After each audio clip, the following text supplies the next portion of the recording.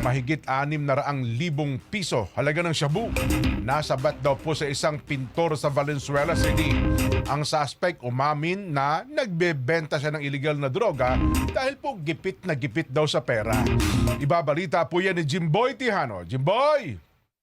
Hindi na nakapalagpa ang lalaking ito makaraang malambat sa ikinasang bypass operation ng Valenzuela Police sa Barangay Coral na Bato, Valenzuela City.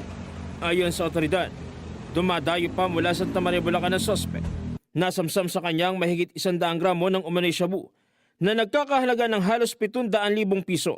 He is always seen sa Arcong Bato, and including one of our barangay dito sa Malanday. Sa investigasyon ng otoridad, pawang mga construction worker at truck driver ang mga parokyano nito. Dati na rin nakulong ang lalaki noong 2021 dahil sa pagbebenta ng illegal na droga, bagay na inamin ito ng suspect.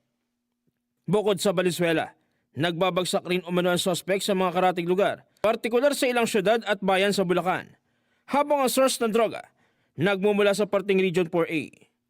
So, nakalayo siya noong 2023. Then, na-engage na siya.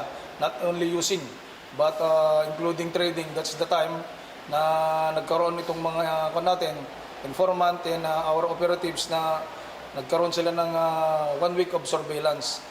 Mag-amin na suspect. Noong nakaraang taon po, nakulong na po ako. Tapos po ngayon po, kaya po na ulit. Medyo gipit po sa pera, kaya nangailangan po ulit ako. Kasong Section 5 at 11 na may kaugnayan sa Comprehensive Dangerous Drugs Act of 2002 ang kinakaharap na kaso ng suspect. Jim Tijano para sa 100% balita.